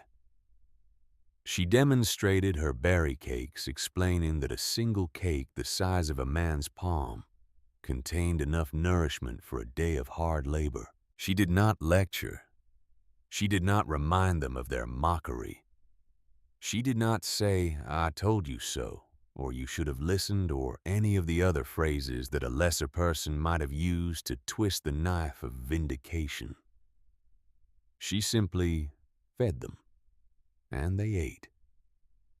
Fletcher Harmon appeared at the door of his empty store around midday. He stood in the doorway watching the line of people that stretched from Miriam's table down the street.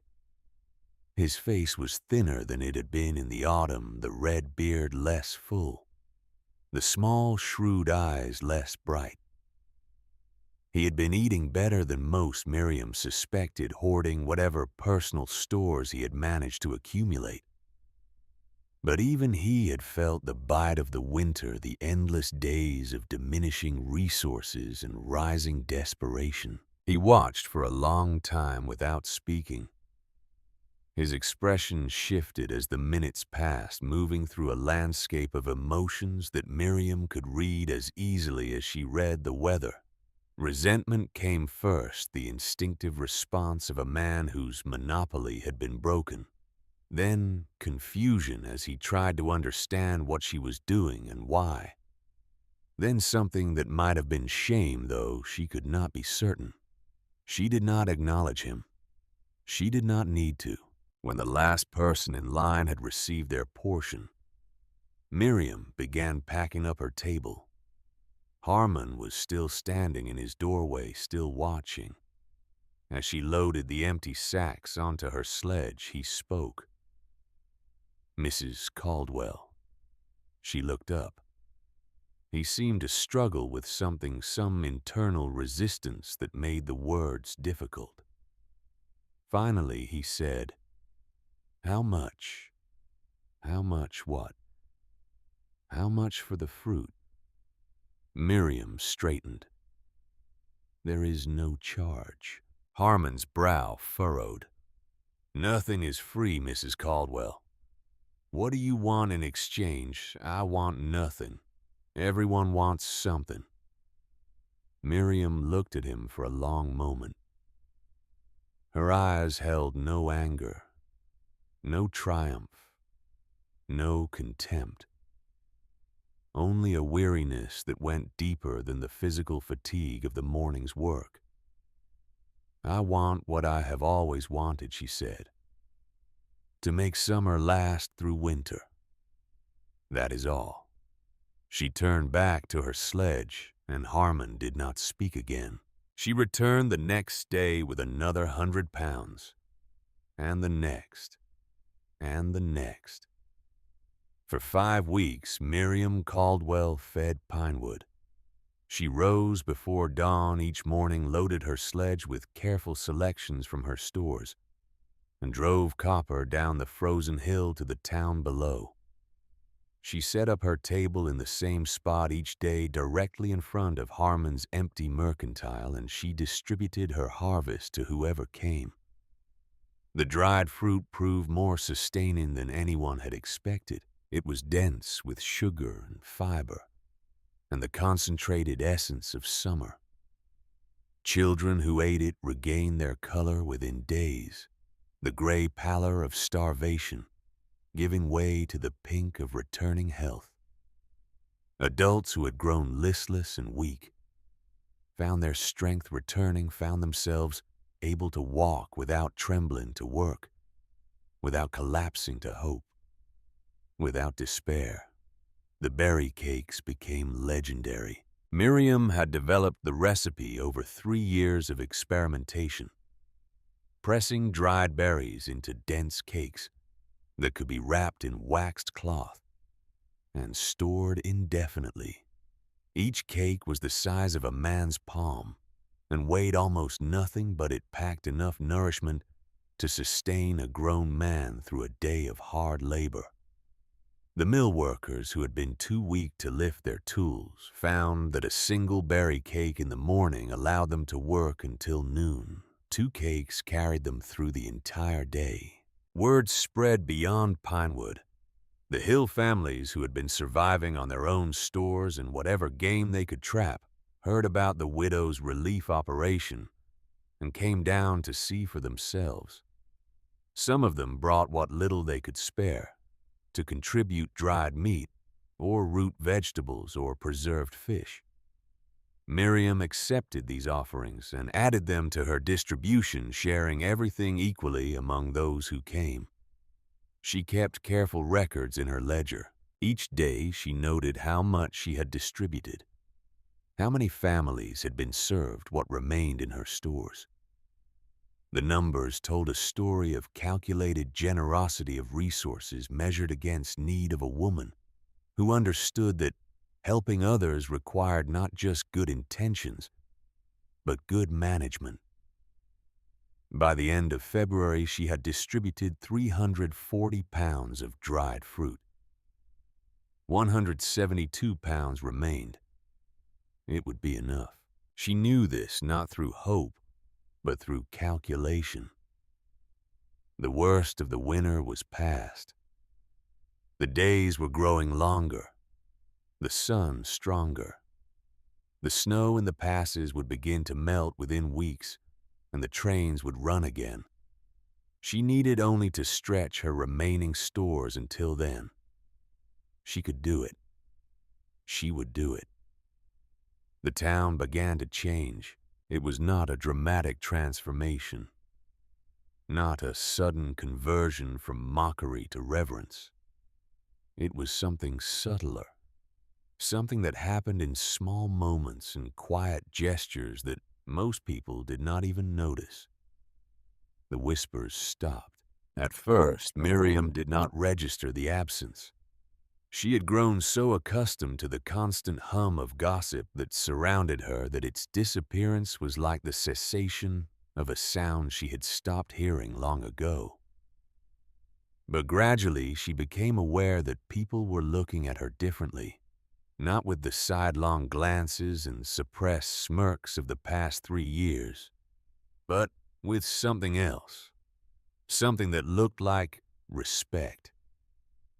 People began to speak to her, not just the desperate souls who came to her table for food, but others. The blacksmith who had never acknowledged her existence nodded to her on the street. The minister who had preached sermons about the dangers of isolation tipped his hat as she passed. Even the women of the auxiliary who had declared her eccentric and possibly unwholesome began to offer tentative greetings. Cordelia Thornton did not greet her. Jasper Thornton's wife had been conspicuously absent from the distribution table, sending servants to collect her family's portion rather than appearing herself. It was a final gesture of pride, a refusal to acknowledge that she had been wrong, that the woman she had mocked and excluded was now the only thing standing between her family and starvation. But one morning near the end of February, Cordelia appeared. She came alone without servants. without the entourage of women who usually accompanied her through town. She wore a dress that had seen better days, the fabric worn thin at the elbows, and the hem showing signs of repeated mending. Her face was pale and drawn, and her hands trembled slightly as she approached the table. Miriam said nothing. She simply measured out a portion of dried pears, the same portion she gave to everyone, and placed it in Cordelia's hands. Cordelia looked at the pears. Then she looked at Miriam. Her lips moved, forming words that would not come. Whatever she wanted to say, gratitude or apology or something else entirely, it stuck in her throat and would not be spoken. Miriam understood. Some debts were too large for words. "Go home," she said gently. "Feed your family. That is all that matters now." Cordelia nodded a single sharp jerk of her head and walked away. She did not look back, but Miriam saw just before Cordelia turned the corner a single tear tracking down her cheek. The train came on March 9th. It came through the pass with a roar of steam and a scream of whistles. The first sound of the outside world that Pinewood had heard in 96 days. The locomotive was blackened with soot and scored with scratches from the debris it had pushed aside. But it was there. It was real. It was the proof that the world had not forgotten them after all. The town greeted it with a relief that bordered on hysteria. People who had not left their cabins in weeks stumbled into the street to watch the train pull into the station. They wept and embraced and shouted with joy. They mobbed the rail cars before they had even stopped moving, desperate to see the goods that would finally fill the empty shelves and the empty bellies. But even in the midst of celebration, there was a reckoning that could not be postponed. A gathering was called for the following Sunday to be held in the church, because it was the largest building in town, and because the occasion seemed to demand the gravity of sacred ground. The minister announced it from the pulpit, and the word spread quickly through the community. Every surviving resident would attend. Miriam was not certain she would go. She had done what she set out to do. She had fed the town through the worst of the winter, had kept people alive until the supply train could reach them. She had no need of public acknowledgement, no desire for gratitude or apology or vindication. She had simply done what her mother would have done, what her grandmother would have done, what any woman with knowledge and resources and a conscience would have done. But Sarah appeared at her cabin on Saturday afternoon, breathless from the climb up the hill. "You have to come," the girl said. "The whole town is talking about it. They want to thank you properly." "I do not need thanks." "It is not about what you need," Sarah said. "It is about what they need." Miriam considered this. Then she nodded. The church was full when she arrived. Every pew was occupied, every aisle crowded with people who could not find seats. The minister stood at the front looking uncertain, as if he had lost control of his own congregation. Which, in a sense, he had. This gathering was not about God or salvation or the usual concerns of a Sunday service. It was about something more immediate, more earthly, more human. It was about a woman and a shed full of dried fruit. Fletcher Harmon was the first to speak. He walked to the front of the assembly with the heavy steps of a man approaching a gallows. His face was pale, his hands clasped in front of him, his eyes fixed on the floor. When he reached the pulpit, he turned to face the congregation. and Miriam saw something she had never expected to see on Fletcher Harmon's face.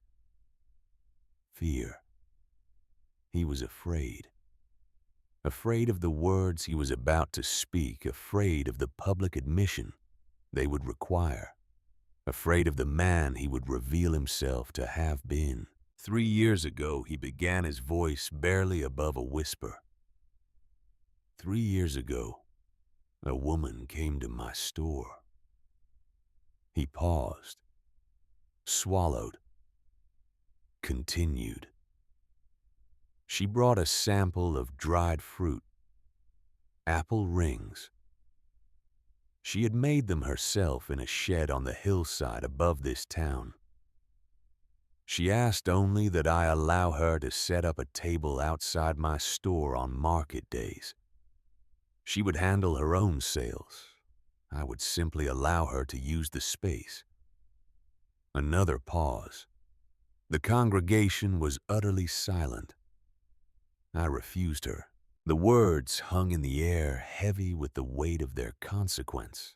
I told her that people wanted proper goods from proper companies.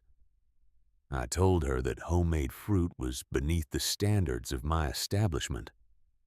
I told her that her presence would give the wrong impression. Harmon's voice cracked. He cleared his throat and forced himself to continue. For 3 years, I told anyone who would listen that the widow on the hill was mad. I made jokes about her 500 pounds of fruit. I laughed at her ambition and her methods and her solitary existence. My shelves were full, and her shed was foolishness, and I was certain I was right. He looked up finally, and his eyes found Miriam in the crowd. My shelves have been empty for 3 months. My store has held nothing but dust and shame. And the woman I refused, the woman I mocked, the woman this town called mad. That woman fed your families when I could not. His voice broke entirely. Tears ran down his cheeks, catching in his red beard. She fed my family, my wife and my children, though I gave her every reason to let us go hungry. Though I earned nothing but her contempt, she fed us anyway. He turned to face Miriam directly. Mrs. Caldwell, I was wrong. About your fruit, about your methods, about you. I am a merchant who had nothing to sell. You are a woman who had everything to give. I do not deserve your forgiveness, but I ask for it nonetheless. He bowed his head and stepped down from the pulpit. Jasper Thornton rose next. The mill owner moved slowly as if his body had aged decades in the past 3 months. His clothes hung loosely on a frame that had lost its prosperous bulk, and his face showed the hollows that hunger had carved. He did not go to the pulpit. He stood in the aisle facing the congregation, his voice rough with emotion. My wife told her circle that Mrs. Caldwell's operation was unwholesome, he said. My wife told the women of this town that the widow's shed was a health concern, that no respectable woman would buy fruit dried in an open-air structure where birds and insects had free access. He shook his head slowly. My wife ate Mrs. Caldwell's pears last month. She ate them and she wept, because they tasted like summer, and she had forgotten what summer tasted like. His voice dropped lower. I called Mrs. Caldwell's enterprise a sad little project, born of a sad little life. I laughed at the idea of 500 pounds of dried fruit. I said she would be buried in prunes before she was buried in the ground. He looked at Miriam, and his eyes were wet. I was describing my own character, Mrs. Caldwell, not yours. I have never been more wrong about anything in my life. He sat down heavily as if the confession had drained the last of his strength.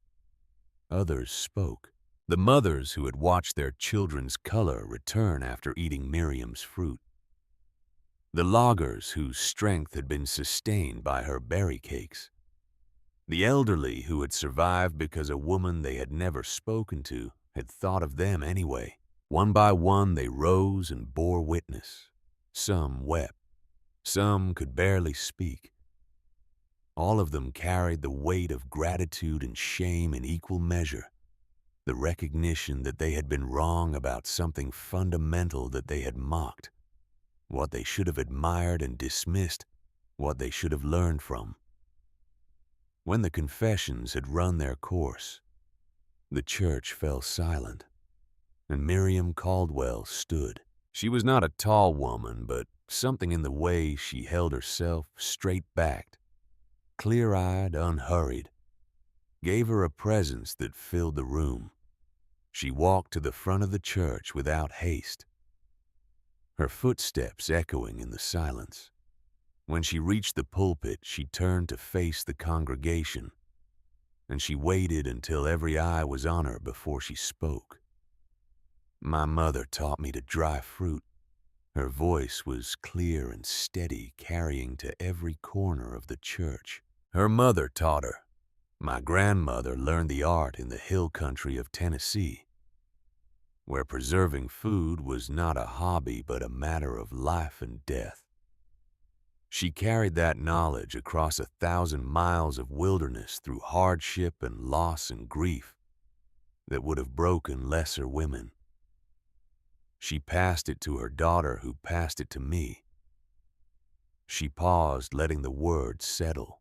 I did not dry 500 pounds of fruit to prove a point. I did not stockpile food to spite this town or to prepare for some catastrophe I alone could foresee. I dried fruit because it is what my family has always done. I stored it because waste offends me. Every autumn fruit falls from the trees around this valley and rots on the ground. Perfectly good food left to the worms and the weather, while this community trusts its survival to a railroad schedule printed in Portland by men who have never spent a winter here. She looked around the church, meeting the eyes of those who had mocked her, those who had ignored her, those who had eaten her food and wept with gratitude. "I am not angry with any of you." The words fell like a benediction. Mockery is the sound that people make when they do not understand something. It is easier to laugh than to ask questions. It is easier to dismiss than to learn. You did not know what I knew, and so you judged what you could not comprehend. Now you understand. She straightened and her voice grew stronger. And if you wish to learn, I will teach you. The fruit is there for the taking. The sun is free. The knowledge is simple. No family in this valley need ever go hungry again if they are willing to do the work. She stepped down from the pulpit and walked back to her seat. Behind her, the church erupted in applause. That summer, 11 drying sheds appeared on the hillsides around Pinewood. Each one was built under Miriam's patient instruction. She taught the women and more than a few of the men the art her mother and grandmother had perfected. She showed them how to select fruit at its peak of ripeness, how to prepare it for drying, how to regulate heat and airflow, how to store the finished product for years if necessary. She did not charge for these lessons. She did not ask for compensation or recognition or gratitude. She simply shared what she knew the way her mother had shared it with her, the way her grandmother had shared it before that. Knowledge, she understood, was not diminished by sharing. It was multiplied. Fletcher Harmon added a dried fruit section to his mercantile. He stocked it exclusively with locally produced goods, displayed prominently near the front of the store. A hand-lettered sign above the display read, "Pinewood's Finest, prepared by our own. He charged a fair price and paid his suppliers fairly in return. It was, he admitted to Miriam one afternoon, the most honest business he had ever conducted. Cordelia Thornton became one of Miriam's most devoted students. The woman who had called her unwholesome and eccentric now spent her autumn afternoons on Miriam's porch, slicing fruit and learning techniques that had been passed down through 3 generations. She had a natural talent for the work patient and precise, and within 2 years, she was producing dried pears that Miriam herself declared equal to her own. They never spoke of the past. They never acknowledged the years of mockery and exclusion. But something had grown between them, something that looked like friendship, if you did not examine it too closely. And they both understood that some wounds healed better when left alone. The phrase "filling the shed" became common wisdom in Pinewood. It meant preparing for hardship during times of ease, preserving today's abundance against tomorrow's scarcity. It was spoken with quiet conviction, as if the speaker had learned its meaning through experience that left no room for doubt. Fill the shed, mothers told their daughters. Fill the shed, wives told their husbands. Fill the shed, the minister began to say from his pulpit, though he had the grace to acknowledge where the phrase had come from and who had taught its meaning to them all. Years passed. The winter of 1888 to 1889 faded from immediate memory into the realm of legend.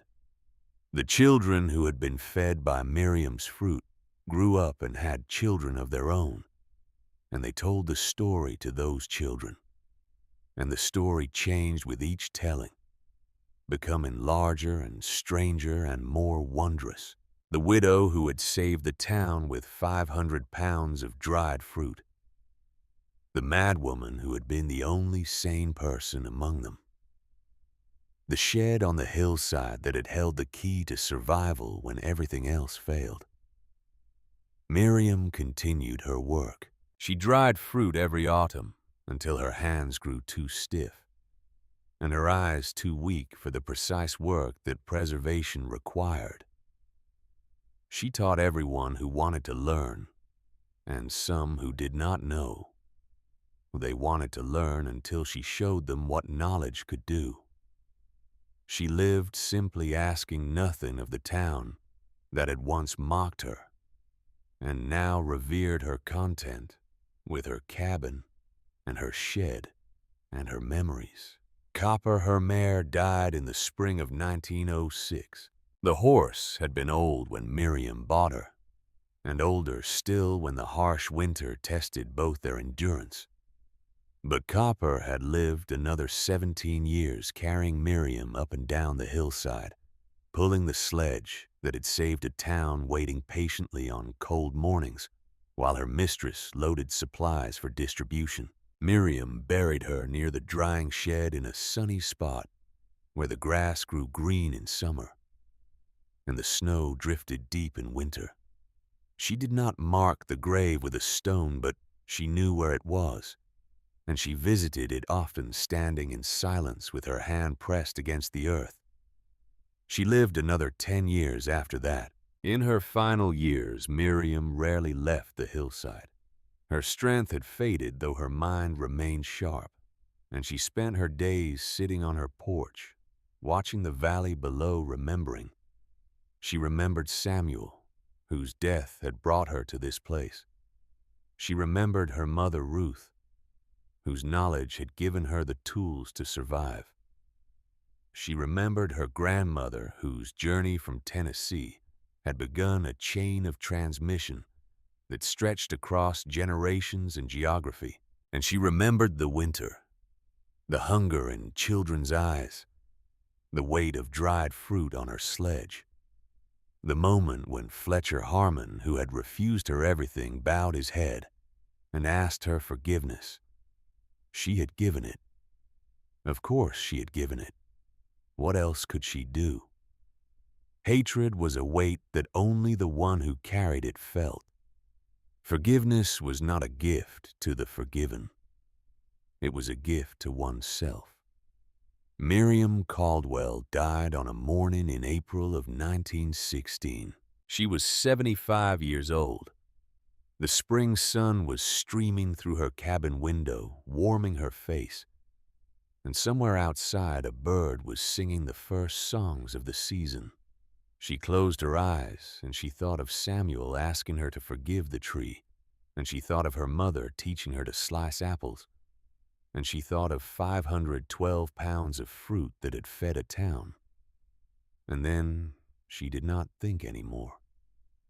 They buried her beside Samuel in the cemetery overlooking the valley. The funeral was the largest Pinewood had ever seen. People came from the hill farms and the logging camps and towns 20 miles away. People who had eaten her fruit during the long winter. People whose children had survived because of her foresight. People who had never met her but had heard the stories and wanted to pay their respects. Fletcher Harmon, old now and stooped, stood at the graveside with tears running down his face. Jasper Thornton, who had survived his wife by 3 years, leaned on a cane and spoke quietly to those around him about the lesson he had learned too late. And Sarah, the Hill family's daughter who had grown into a woman with children of her own, placed a handful of dried apple rings on the coffin before it was lowered into the ground. The drying shed still stands. The cedar shakes have been replaced 3 times. The racks have been rebuilt twice. The stone hearth has been repointed and repaired so often that almost none of the original stones remain. But the structure is Miriam's. The dimensions, the orientation, the careful design that catches the morning sun and channels the afternoon breeze. The families who maintain it follow her methods precisely as their parents followed them, as their grandparents learned them from a widow on a hillside who knew the value of patience. Above the door in letters carved by a hand that knew more about fruit than about carpentry is an inscription. Miriam placed it there in 1890, the year after the famine. The letters are worn now, softened by a century of weather, but still legible if you know where to look and what to look for. 2 sentences, 7 words, the summation of a life and a legacy and a lesson that each generation must learn anew. Summer forgets, the shed remembers.